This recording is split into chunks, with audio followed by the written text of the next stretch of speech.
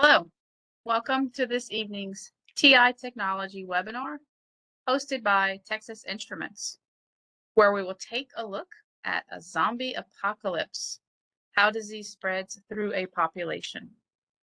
I see that many of you are joining us for the first time, so we'd like to offer you a special welcome if this is your first T-Cubed professional development webinar. We'd also like to thank everyone for completing the survey that will appear on the right side of your screen. My name is Stacy Thibodeau, and I will be the moderator for this event.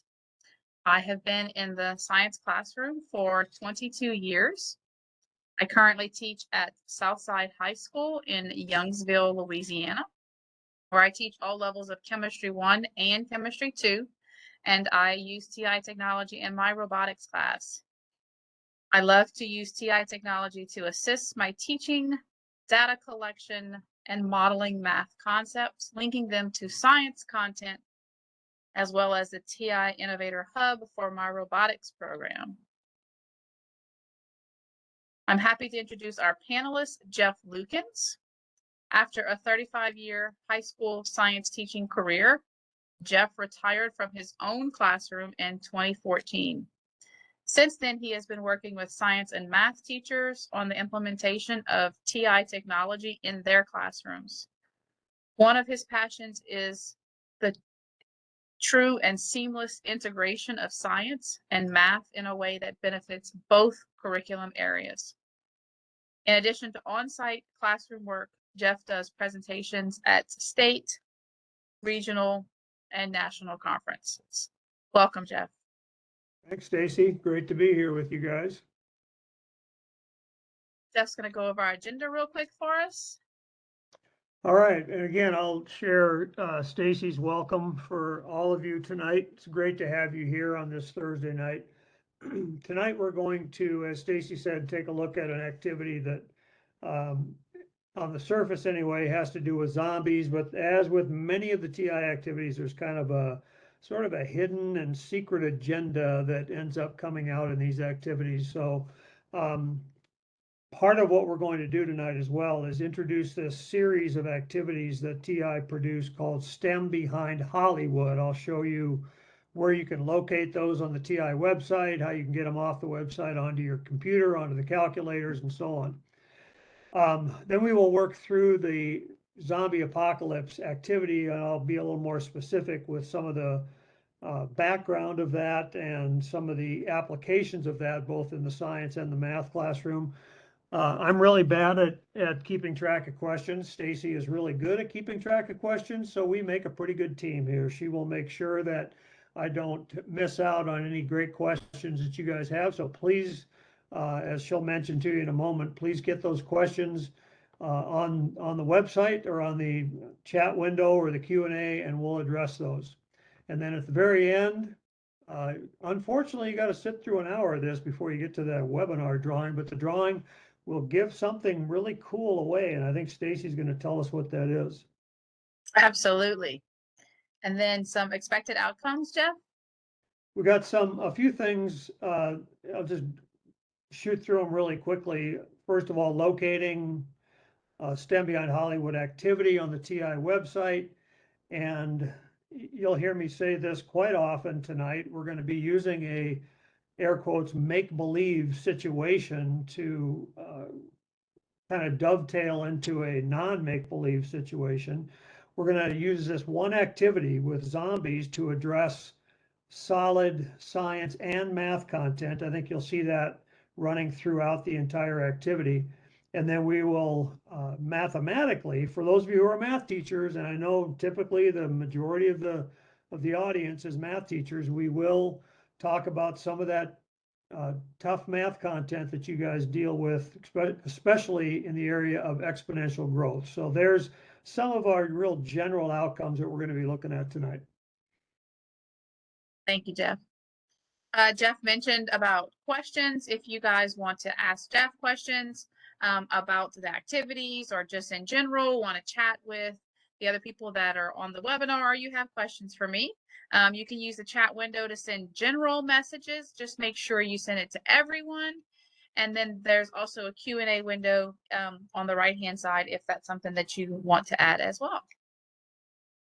We ask that you share what you're learning today. If that's something that interests you, you can use any of the social media outlets, use @TI calculators, or you can do hashtag T3Learns. This session is being recorded. And so as a reminder, we will provide a link to this event's certificate of attendance at the conclusion of this webinar.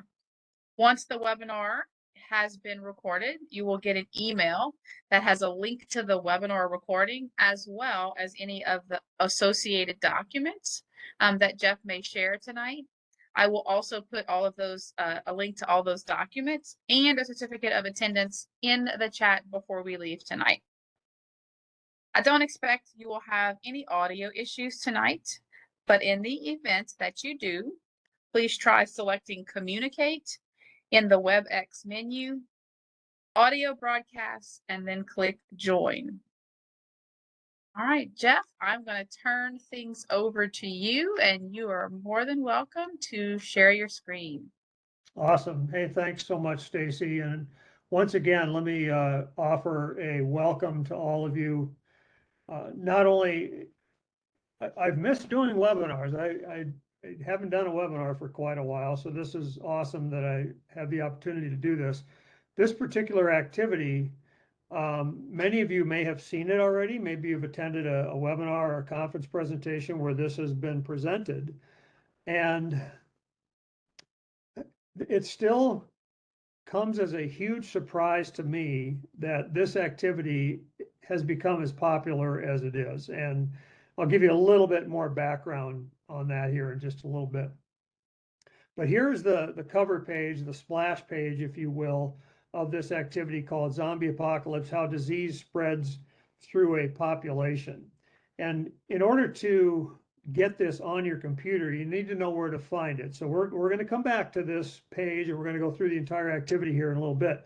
But what I'd like to do is show you where the activity actually is located. So I'm going to go out to the TI website. And if you don't take anything else away from this tonight, if you've never been to the TI website, you really do need to go there and check out all that's available to you as a science, math, STEM, robotics teacher, whatever you teach that has to do with anything science, math, technology, engineering. Check it out. And it's education.ti.com. The website is pretty easy to remember. When you get there, this is what you'll see. And that keeps changing from time to time. But where I'm going to spend my time on this website real briefly is in this tab called Activities. So I'm just going to hover over the Activities tab. Many of you, if you are a math teacher, have probably spent quite a bit of time in Math-Inspired, which is it's math activities for every area of mathematics, middle school through high school, using TI-Nspire. Science teachers, we have a similar heading, a similar category called Science-Inspired, where it addresses the major curriculum areas for science as well. Where I'm going to go for the zombie activity, and just to kind of show you what else is there, is this one called STEM activities. So I'm going to click on STEM activities. And I'm just going to scroll down a ways just to show you what's available. If you're into coding, there's many of you are already familiar with this area called 10 minutes of code.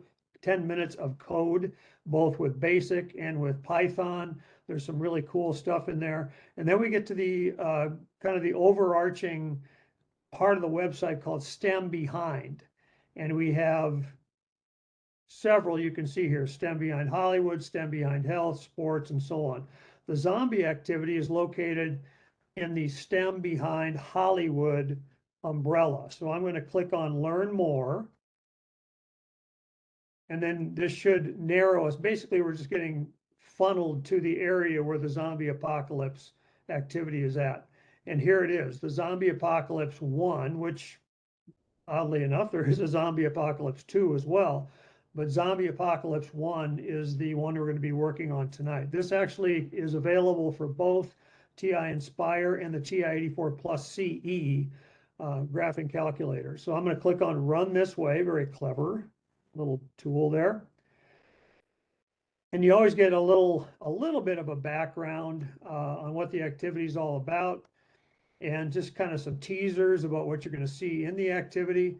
This guy, I'll make mention of him in a little while as well. He kind of ended up being sort of a hero of mine. His name is Dr. Steven Schlossman, and Dr. Schlossman is a professor at the Harvard Medical School, and I don't want to say self-proclaimed, because he wouldn't self-proclaim him, but others think he's an expert on zombies, which sounds kind of weird, but he is got some really cool stuff to say about zombies.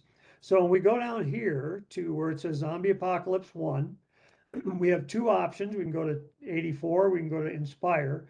With every activity on the TI website, if it deals with TI-Nspire, there are typically at least 3, oftentimes 4 separate documents that you can download.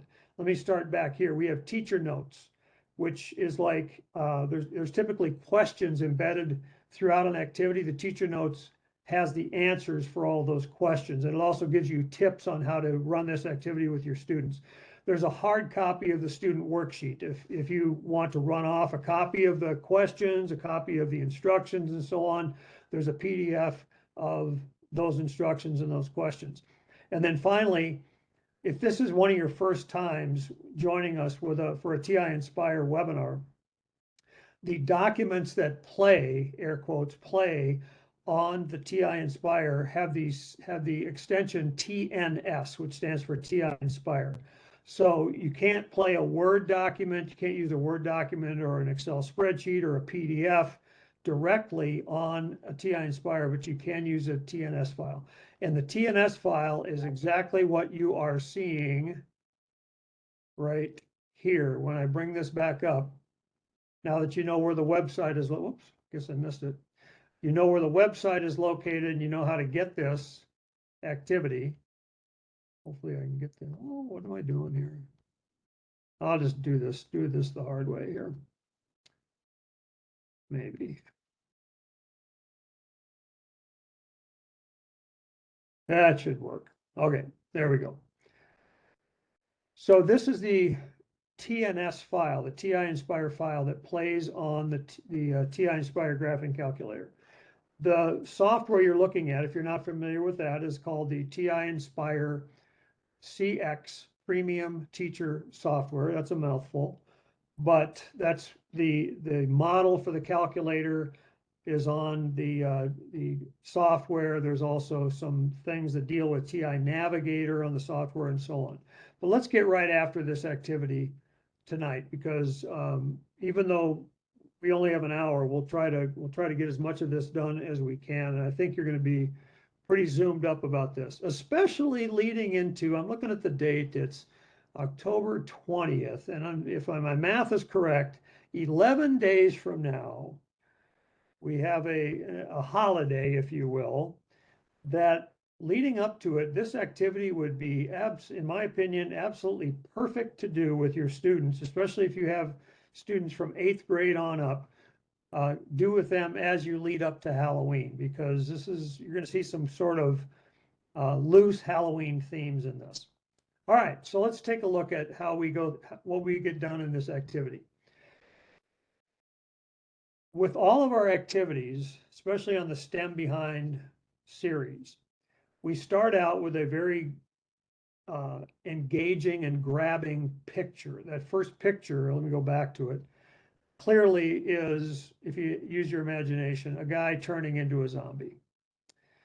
This is actually a picture from a book that Dr. Schlossman wrote called The Zombie Autopsies. If you're into zombies and you like that sort of medium, I would encourage you to look into that book, The Zombie Autopsies by Dr. Schlossman. Very, very cool, engaging, scary book. But that picture is from that book. And the idea here is to get the kid to want to proceed through the activity because we have their attention now. So here's the scenario for this zombie apocalypse. And what I would do if we were together, like face to face, I would just say, okay, just read through this. And I know some of you are reading through it right now. Some of you are like, hey, I didn't join the webinar to have to work at this. Well, if you want to read through it, that's fine. But one of the things that we tried to do when we developed this activity, knowing that zombies aren't real, and I know if that bursts a bubble for you, I'm really sorry about that, but even Dr. Schlossman is required by by Harvard University to say zombies are not real. He is quick to say, however, right after he says that, but the characteristics they exhibit are real in humans. Did you hear that? Zombies are not real, but the characteristics that they exhibit are real in people, just not all at the same time. So keep that kind of in the back of your head as we go through the next couple of pages here. When I would do this with students, I would have them read this and I would ask them questions about it. One question would be, hey, are there any words in this paragraph that you don't know? And almost invariably, up until March 2020, almost invariably, the student said, yeah, there's a word there I don't know, and there it is right there. Most people, and even a lot of adults, sometimes adults don't want to admit that they don't know what something means, but I know a lot of them said, yeah, I'm not really sure what that person is. It's a great opportunity to dissect a word, but in March of 2020, a gentleman made his way into our world, and whether we wanted to get away from him or not, we couldn't. His name was Dr. Fauci, and Dr. Fauci was an epidemiologist. And prior to that time, I don't know, he was around for a long time, but I really had never heard of the guy. And most students have never heard of an epidemiologist. You don't have to ask them anymore what an epidemiologist is. They know what it is. At least they know who one is. They know Dr. Fauci. Basically, epidemiologists are disease studiers. And if you live in Georgia, especially if you live in Atlanta, you have a place in Atlanta, Georgia, that's crawling with epidemiologists. It's called the Centers for Disease Control. And that's the place where Dr. Fauci, I believe, was hanging out for quite a while. So now, again, keeping in mind, we are using, and this is going to be kind of a theme here, we're using a made up scenario, a made up condition of zombieism. But in order to make it more real, we're going to make some of the characteristics of it and its transmission real. Now, check this out. One of the things I ask people after they've read this paragraph is, how is this virus given from me to you? And it's airborne. We are making this virus airborne. Now, the two most common ailments / diseases that cause problems in schools are also viruses that are transmitted airborne in saliva droplets, saliva, or somebody sneezes or coughs or whatever. The viruses are attached to or embedded in saliva droplets. And those two diseases I'm thinking about are influenza and the cold virus, or the rhinovirus. So people are familiar with airborne viruses. So we're going to make this zombie virus airborne as well. So let's go to the next page. And there is, by design, some very solid science content, as well as solid math content in this activity. Here is the first evidence of that. This is, as you can see, how the virus affects people. With Dr. Schlossman's help, a gentleman at TI named Eric Archer, and I don't know if Eric's on with us tonight. I hope he is, because he was a co-author of this activity. And Dr. Schlossman helped us figure out how he presents this whole thing about zombieism, if you will. And he's a licensed psychologist, and he's big into the nervous system. So he said a zombie virus, if it's full blown, is going to affect these 4 parts of the brain. Now, my experience as a biology teacher and just working with adults as well, most people have heard of probably 2 of these 4. This is one that I think is pretty commonly known, the cerebellum. You'll see in just a second where this is located in the brain. That has to do with balance and coordination. The other part of the brain that you have probably heard about is the frontal lobe, which is part of what's known as the cerebrum, the big kind of wormy looking part of the brain. The two parts of the brain that your students may not be that familiar with are the hypothalamus, and this one that's just fun to say, the amygdala. So those two parts of the brain are way smaller. They're not as conspicuous. They're kind of buried in the middle of the brain. I remember, and I tell this story when I do this activity with people, I'm kind of an old guy, and I remember when I was in high school, my advanced biology teacher, who inspired me, no pun intended, to become a biology teacher, very, very bright young teacher. She said, I'll never forget this. She said, we know that there's a part of the brain called the hypothalamus. We know it's there, but we really don't think it does anything. Which some of you are like, man, you must be old. Yes, I am. And at the time, we didn't know what the hypothalamus does. We know now it does far more than nothing. It's a really, really critical part of brain physiology and the entire physiology of the body. So here are the four zombie, not characteristics, but the four zombie goof ups, if you will, once they get the virus: coordination, appetite, problem solving, and anger. Now here's where all four of those brain parts are located. You can see they're color coded, kind of a sly little move to make the frontal lobe, the word is in green, cerebellum is in blue, and then over here on the picture, same thing. We colorized the parts of the brain to correspond to the previous page with the words. So you can see here the amygdala and the hypothalamus are kind of embedded right in front of or anterior to the brain stem, or the medulla. Some of you may have heard of medulla. Actually, the movie The Water Boy kind of made the medulla household word for a while. And here's the cerebrum. Okay, so now this is a great opportunity. This next page, if you do this with your students, I encourage you, ask for a volunteer, and you'll get one. You ask for a volunteer to walk across the front of the room as a zombie would walk across the front of the room. And you will, the people that are attention seekers or just have a desire to show off their zombieism will do this. They'll just kind of shuffle along. They might bang into a desk or something like that.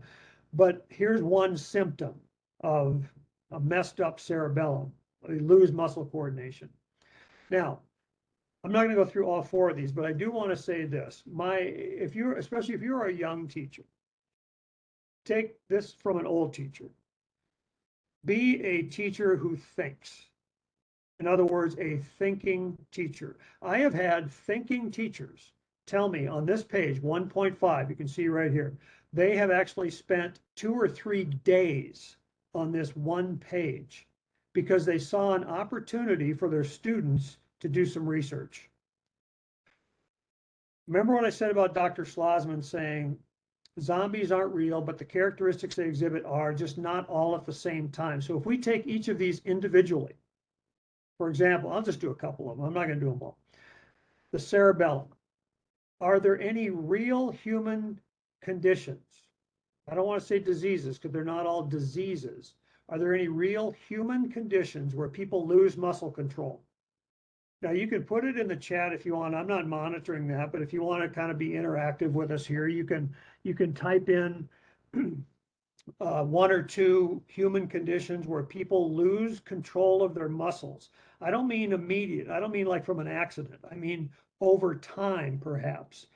And I don't see the chat, but I would guess that some of you even may have family members or friends who have suffered from something in some condition where they lose muscle control. I'm thinking of a couple of things like MS, multiple sclerosis. I'm thinking about Parkinson's, thinking about ALS. There's a whole series of these conditions. I think we could probably categorize some forms of muscular dystrophy into this as well. All of these have one thing in common, and that is they fall under a heading or a category called neuro. I'm going to pause right there because neuro means, anyone? Right, nerves. Neuromuscular diseases. Neuro means nerve, muscular obviously means muscle, but the nerves come before the muscles. The muscles do not operate on their own. They need nerves to stimulate them. And if the nerves are not stimulating them to contract, then the muscles don't contract. So the conditions that we think about where it looks like people have a muscular problem, typically it's a nervous system problem. Now, when I talked about the teacher who told me that she spent 2 or 3 days on this, she said, okay, pick one of these, find some conditions in the human beings that allow for these conditions to show up, or allow for these abnormalities, if you will, to show up, and do a little research and then present the research to your classmates. Another one that's quite interesting, remember that the hypothalamus, that doesn't really do anything, but it's there. Well, we know now that it absolutely does stuff. Zombies have, it's a tough word for some kids, insatiable appetites. If you watch any kind of zombie movie, if you watch The Walking Dead, if you've watched anything with zombies, it's not like they never go, well, that's enough for me, I'm full. They seem to have this appetite that just won't quit. In humans, that little part of the brain that's about the size of a pea, the hypothalamus, is partially responsible for appetite control and appetite suppression. Now, are there human conditions where people have no appetite suppression? And some of you may have had students in class.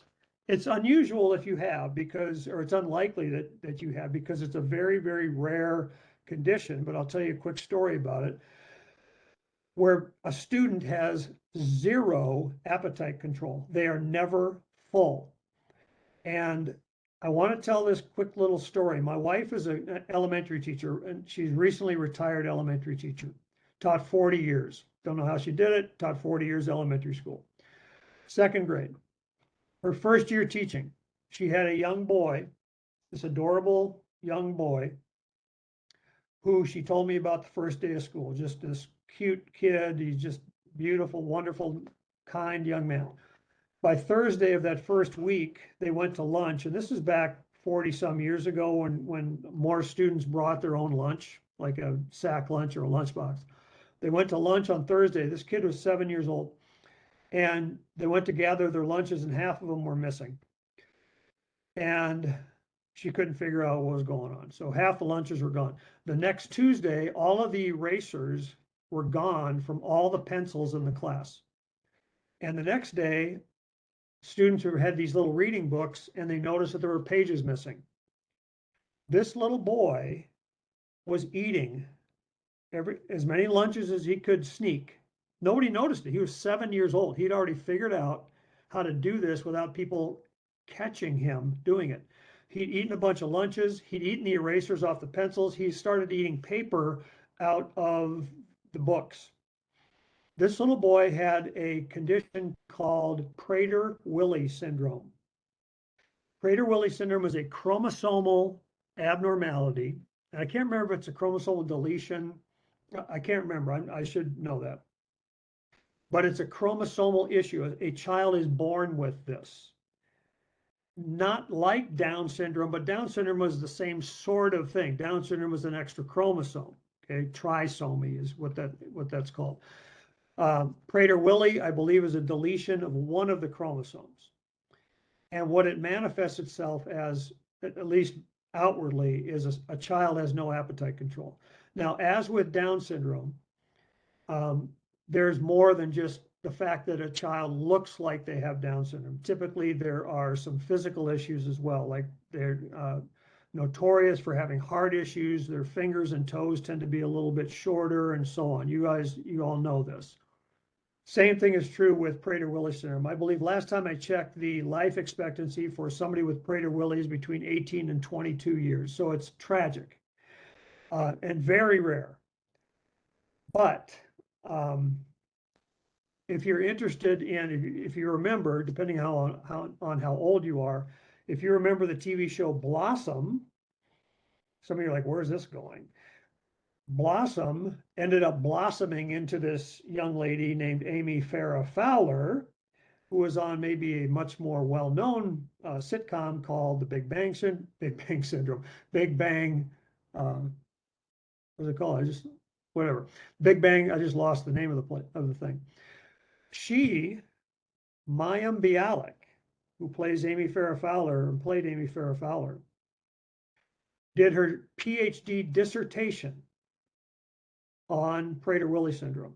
If you want to read something that is amazingly cool, read her dissertation. I know people don't sit around and read dissertations. You got other things to do, but go ahead and check that out. And she's a brilliant neuroscientist, and again, PhD in neuroscience. The other two we're not going to talk about, but poor problem solving. You know, pretty much every 8th grade boy. No offense if you have an 8th grade boy, but a lot of them that age are not great problem solvers. And then zombies just aren't nice. They're full of rage. And there are some human conditions that manifest themselves like that, either artificially or induced or naturally. And I'm going to leave that hanging there, see if you can go out and check out some of that stuff. Okay, let's move on.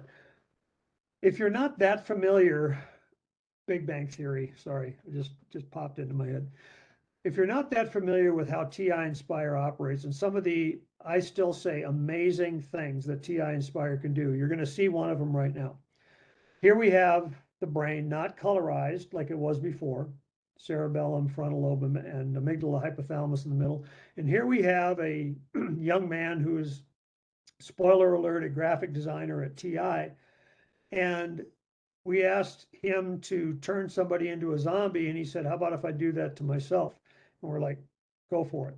So like if this was on a kid's calculator, you would see buttons that look like YouTube. You see a play button, you see a reset button. And the student can just put their cursor right over the play button and click on the play button. And I'm going to do that right now and let you see what happens. Again, this is on a computer, obviously, but a student can do this on their graphing calculator, and they're going to see exactly the same thing. So let's see what happens when we click on the play button. I'll just let this run through a couple of times so you can see what happens. This is a continuous loop. It'll just keep going from stage 4 back to stage 0. And I asked the students, just let this run for a minute or so, which to some kids is like an eternity. And then when I asked them to stop it, and I'll just run it through one more time. And actually, I'll just pause it right here. I say, when you first started looking at this, when you first pressed play, where was your attention focused? Without exception, if they offer an answer, they say, well, my attention was focused on the guy's face. And that's totally normal. We are drawn to each other's facial features. Plus, that's where the dramatic changes take place. At least initially, that's the ones we notice. So I play that again. We get to stage 3, and here's Ryan starting to look a little more angry, a little more beat up. But in the meantime, I'll let this run now. Eventually, I say, well, then what did you start looking at? And they say, well, I started looking at the brain. And what's happening with the brain is the cerebellum and the frontal lobe of the cerebrum are shrinking up. Big fancy anatomy word called atrophy. And in the middle of the brain, the hypothalamus and the amygdala are turning red. So they're becoming, that's to indicate they're being infected with this virus. So we'll let Ryan run through one more time, then I'll just go ahead and stop it and just reset it. So again, if you didn't have their attention before, rest assured, you have it now. They just saw a guy turning into a zombie on a graphing calculator, like nothing they've probably ever seen before. Okay, so now a lot of you who are maybe math teachers are probably saying, that's great, that's cool, we got a lot of science, well, when's going to be my turn here? Well, it's coming. Before I get to that, I'm just going to leave you kind of dangle that carrot out in front of you. Remember, this zombie thing is make-believe. Okay, it's like science fiction. In March of 2020, something happened that changed all that with this particular activity. And you know, sometimes make-believe and reality meet one another in a dark alley, and reality says, I got this now. And that's exactly what happened in this situation.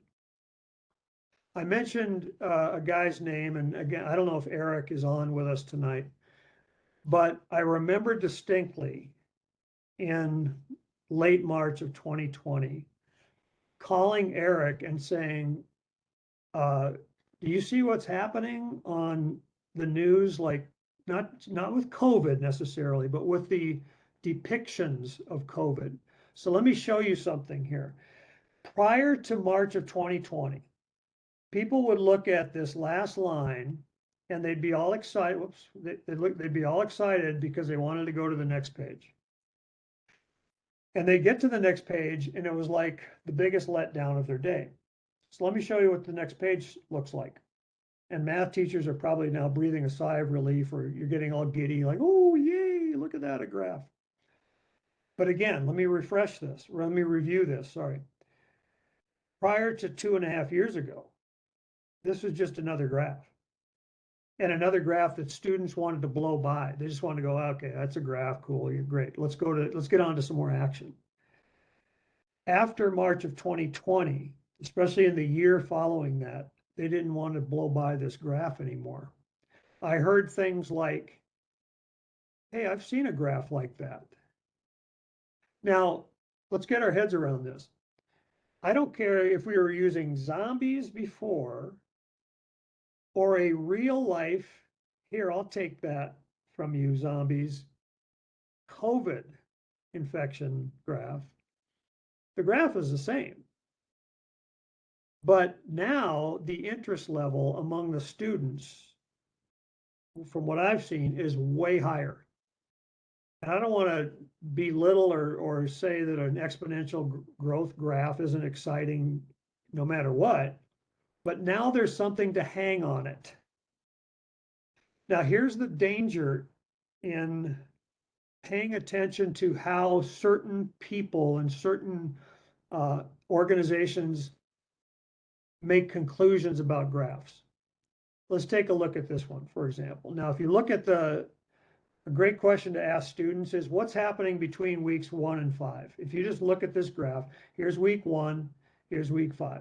And if they just look at the dots, the answer that they will give you is nothing. They're just moving from right to left, but nothing's going up or down. Yet, if you hover over each of these red data points, 1, 3 is an ordered pair. 1 week, 3 zombies. Can you guess what's in the next? I'm not going to hover over it. See if you can predict what's in the next set of parentheses. 2 weeks, 9 zombies. Okay, if you say to the students, okay, let's guess what's in the next one. They should start to see a pattern. 3 weeks, 27. And it's at that point where their mental math skills may sort of fall apart, but they do have a calculator right in front of them that they could use here. 4 weeks, 81, and so on. So the question is, why do those dots not look like they're going anywhere, but staying right on that axis or right on that line? And the answer is, take a look at the scale. Now, one of the most important, valuable tools you can arm your students with should have been started the first day of school, in my opinion, if you have a science or math class or more than one. And that is interpreting graphs. If you think they're going to get away without interpreting graphs throughout their high school career on high stakes tests, then you know better than that. That's not going to be the case.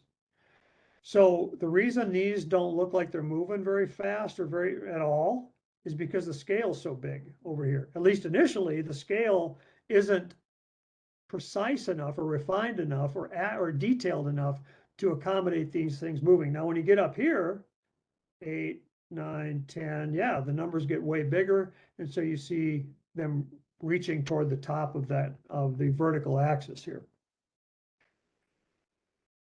Questions about this graph would be pretty easy to come up with.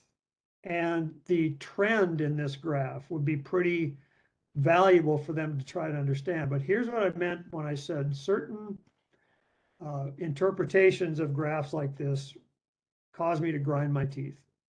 I actually heard this in April of 2020 on television, where a graph like this was being displayed. And one of the commentators said, at this rate, and over here it didn't say zombies, it said COVID infections or something like that. I can't remember exactly what it said, but I do remember the comment this person made. At this rate, in a certain number of weeks from now, we will have 1.2 trillion people with COVID. And I remember going, whoa, whoa, whoa, whoa, whoa. I'm like, I hope he misspoke. But he said it again, and obviously he either misspoke twice or he didn't really know what he was talking about. Because this dovetails into another story.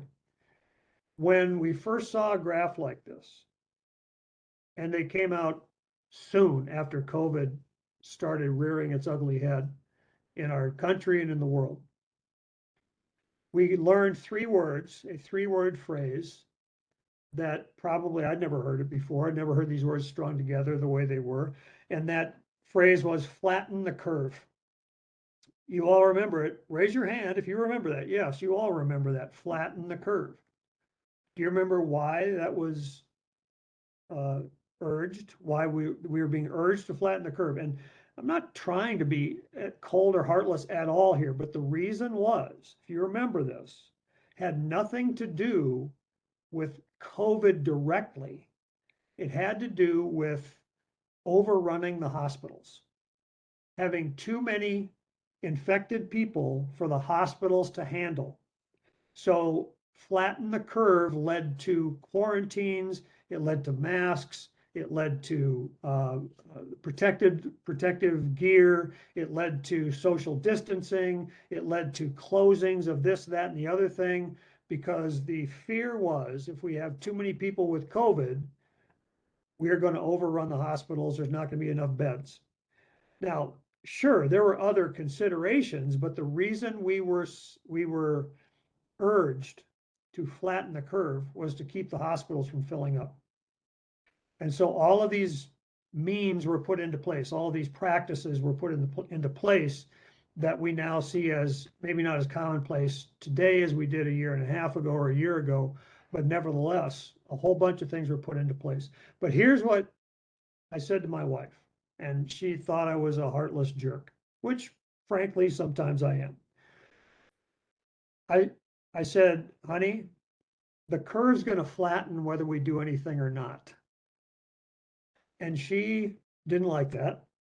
She thought that was mean. And I said, let me explain that. And she kind of stormed out of the room. She said, I really don't want to hear that. But if you're a math teacher, or if you teach environmental science, or if you've ever taught about population growth, and I know this isn't population, this is a disease. But eventually, that graph, let me just kind of start over here. Let's pretend that this graph is exponential here. Eventually, what's going to happen is that graph is going to start looking not like a J anymore. It's going to start looking like an S. And that's called a logistics growth curve. And this person that said there will be 1.2 trillion people with COVID, think about that for a second. If you teach calculus or pre-calculus, one of the big ideas in calculus and pre-calculus, maybe in calculus might be the biggest idea, is called limits. There is a limit, A, to how many zombies there could be, and B, there's a limit to how many people can get COVID. And I got a news flash for that person who said 1.2 trillion. The limit's not 1.2 trillion. The limit is how many people are there on the planet. That's the limit. You see, I hope you see what I'm saying here. This graph will level off. The curve will flatten. The whole purpose of flatten the curve was get it to flatten as quickly and as low as we can. Okay, I see, I'm looking at the time and I'm going, this is typical of me. I'm just kind of not wasting, I'm taking more time than I should on certain things. But I want to make sure if you do this activity with your students, do not skip that notion. of there is a limit. If you teach biology, you teach about population growth, you teach about food chains, you teach about these things called limiting factors. You talk about this thing called a carrying capacity. An environment can only hold so many organisms of each kind. Okay, this picture was maybe one of the most famous pandemics in history, and since before COVID. COVID clearly is the most famous and maybe the most destructive in history. Oddly enough, this was almost exactly 100 years prior to COVID. This was a makeshift kind of a triage place in Manhattan, Kansas. And this was in 1918. And this was when the Spanish flu hit the globe. And it's estimated when the Spanish flu hit that over 1/4 of the world's population was infected, and 500 million people died of the flu. Now, here's what kids will say to you, because you got to think about that before you go, well, that's silly. Think about their world. Kids have said to me flat out, well, those dopes, why didn't they get a flu shot? It gives you a great opportunity to talk about the history of immunizations, vaccinations, and so on. This was 1918. There were no flu shots. It's commonplace for a young person today to start getting vaccinated when they're maybe 6 months old. I can't remember. I have grandchildren. I can't remember when they start vaccinating them. I think it's 6 months. And then they go through a series of regular vaccinations. But in 1918, they didn't have any vaccinations, or very few. So there's a little historical perspective. The last thing we're going to kind of wrap this up with is maybe my favorite part of this activity in terms of the interactive part of it. And again, COVID reared its ugly head with respect to this phenomenon called virulence. Basically, virulence is how easy is it for somebody to get this from you? Now, the jury is still out on COVID and on the variants and all that kind of stuff. We know that it was transmitted pretty effectively. But I would argue it's probably not the most virulent virus that's ever shown up. I think arguably the most virulent virus that's common anyway is chickenpox. You may have been like me, hopefully you're not quite as cruel as I am, but we have 3 daughters, and a kid down the street had chickenpox, so we all had them play together, because this is before they had chickenpox vaccine. Because we're like, hey, they're all young. We want them to get chickenpox to get it over with. And so they had this little play date. Sure enough, they all came down with chickenpox on the same day. Unfortunately, Daddy came through with the timing wasn't very great, but they all came down with chickenpox on Easter Sunday. Nice dad that I am. But chickenpox is really, really virulent. So let's take a look at a virulence meter, if you will. Another thing that Nspire can do that's just phenomenal is multiple representations of data on the same page. These 2 graphs, this one is much more familiar. Math, you'd say it's an XY graph, and a bivariant graph, if you will. Time, which is not given a unit here. Sorry if you want the unit, I just made it time. And then the number of zombies. We're back to zombies now. This is a little bit less common graph. It's just a bunch of boxes on the screen. And here's the virulence. On the screen, the student can adjust the virulence from 1 to 10. And I'll just kind of go, I'll go a little high. So let's go 8. So I'll make it pretty virulent, but not as virulent as possible. And I'll go ahead and press the play button. And then my hands aren't touching the computer right now. I'm just watching this. And this is what the students will see on their calculator. They'll see 2 graphs being generated as time goes on. Great opportunity on the right to say, okay, let's make some estimations. At what point did it stop? And they can just kind of look, draw a vertical line from this last dot all the way down to this axis. Another great question, especially if you're a biology science teacher or a STEM teacher, is say, why aren't all the boxes red? What that implies is some people didn't get it. And is that unrealistic or is that realistic? I would argue that's realistic. not everybody succumbs to every disease. Stephen King wrote a lot of creepy stuff, but one of his very first books was The Stand. If you've not read it, I'm not giving a shameless plug for it, although I kind of am. If you've not read The Stand, this is what happens in The Stand. Almost everybody gets this disease and dies, but a few people don't. And I think that is common. That is natural resistance. A lot of people call it natural immunity. I would prefer to call it natural resistance. So now let me reset this. I want to run it one more time at the risk of going overtime here. Stacy's probably going, come on, let's go. Let me go down to 1. Now watch this. I'm going to run this one. And even if you were going to do 1 Mississippi, 2 Mississippi, I know there's a couple people here from Mississippi. I know there's Alabama. We could go 1 Alabama, 2 Alabama. See how much longer this is taking? And the graph over on the right is not nearly as steep, and the red boxes on the left are not filling in nearly as quickly. So the amount of time it's taking here is greater because the virulence is lower and the transmission is less intense, if you will. So at 1, we run through the entire graph on the right side in terms of time. In fact, we run off the graph. And this one actually is kind of cool because you start to see that leveling off or that flattening of the curve. I know this one isn't done yet because it's still showing the pause button. Okay. So now it looks like we're getting close to done. There we go. No matter which virulence you choose, you always end up with the same number of humans and zombies, but it just takes longer for them to get there. Now, on the next page, while you were doing that, unbeknownst to, I better run this again, I just reset it. I'm going to jack this up to 8 again. While you're running this, look what's going on the next page. I'm not touching this. This graph is also being made on the next page based on the data from the previous page where you're running the virulence. So now if you teach algebra 1, so later in algebra 1 and algebra 2, you have this thing called solving a system of equations. Here we have 2 functions.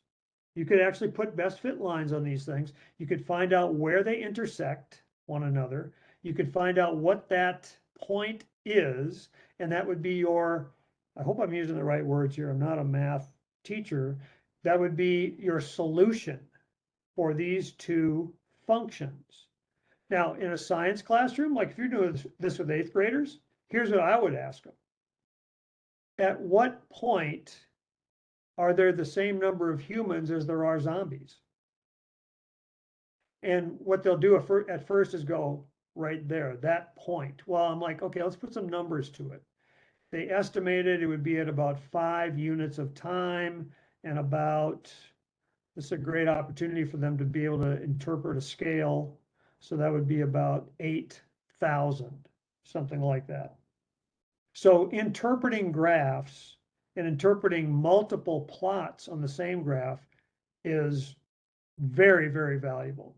Now, because I have another minute, sorry, Stacy, you're probably cringing. Look how early they cross, which means the number of zombies produced was pretty quick. If I go back here, back here, and reset that, and I'm going to make it 2. Where do you think those, predict now? I'm not going to show it to you. Predict where those 2 functions will intersect with a virulence of 2. Will it be the same place? Will it be earlier? Or will it be later? If you have a TI Navigator system, which if you don't have it, I'd encourage you to talk to somebody from TI and try to get one. You can actually show everybody's screen on your smartboard or whatever, and they would see all 10 virulences at the same time. So what did you predict? Virulence of 2, where do they cross? The previous one crossed right over in here. The lower the virulence, the longer it takes for them to cross. Now, I was a nerd and I saw this graph and I went, oh, it looks like DNA. And it kind of, I guess if you use your imagination, it kind of does. But that's one more representation. So look what we have here. 3 different representations of the same data. Chances are pretty good one of those representations is going to stick with a kid, and they're going to find some understanding in at least one of them. I believe that is it. Okay, so now this credits page, we're as careful to put in, here's Dr. Schlossman, here's the book, The Zombie Autopsies, Secret Notebooks from the Apocalypse. If you're interested in zombies, if you want a pretty quick read and a good read, check that out. I get nothing from Dr. Schlossman. If you guys all go out and buy a book, I get nothing. But nevertheless, I hope you guys have enjoyed this, and I'm going to turn that back over to Ms. Thibodeau. Thank you, Jeff. I actually got to meet Dr. Schlossman at a TQ conference and read his book. I taught anatomy for a while and actually pulled some excerpts out of it for the book, from the book too. So it really great book, like Jeff's talking about. I am just now putting into the chat the links for your certificate of attendance and the documents from tonight. You can go ahead and click on those and get those. Like we mentioned, or I mentioned earlier, that you guys will get a link to the recording as well as all of the documents that'll be associated from tonight in that email. We hope you guys enjoyed tonight and learned a little bit about zombies. As always, you can reach out to the TI Cares if you need more information about ordering materials. Jeff mentioned the TI Navigator. You want some more handhelds for your classroom. Speaking of handhelds, Jeff, you mentioned earlier, we do have a webinar drawing tonight, and the lucky winner of a TI graphing calculator is Denise Roundtree. Congratulations, Denise. Someone from Texas Instruments will be contacting you in the next couple of days to see about sending you that graphing calculator. Before we finish up the next couple of minutes, if you have any last questions for me or Jeff, please go ahead and put them into the question and answer or the chat. You will receive an email, like I mentioned, with the link to the recording. But then once you close your screen tonight, there will be a post-webinar follow-up questionnaire.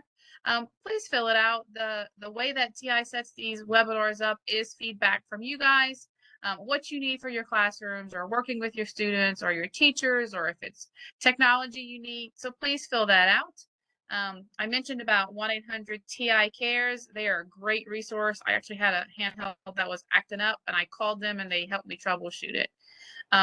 Or if you want more information, like Jeff mentioned, with things like Navigator, or maybe getting somebody like Jeff to come to your classroom or your district, if you contact ti-educators@ti.com, there's some individuals that can help you. So we hope you guys had a great time tonight. I know I did. With Halloween coming up, I always love talking about zombies. I think it's a great activity to get students understanding about exponential growth. Like Jeff mentioned, every single high school student is going to have to do some data analysis. And what a better way to actually have a conversation with students about disease spread and zombies, because they're like cool. Right, Jeff? I think they're really cool, and I do need to call out a couple things in the chat. For one thing, even if you had to be present to win the calculator, apparently Denise was still with us because she just, you could see it just dripping with pleasure there. She's excited about winning the calculator. And I have a new best friend in Joshua, and Joshua says, "I don't think you're heartless." I don't know if he's talking about me or you, Stacy, but clearly he doesn't think one of us is heartless. So thank you, Josh. Yes, so thank you all for taking time to discuss with us some ways you can use TI technology to have your students learn necessary skills with graphing, data analysis, and then obviously the simulation with the brain and zombies. We hope to see you soon on a future webinar. Have a good night. Bye, everybody.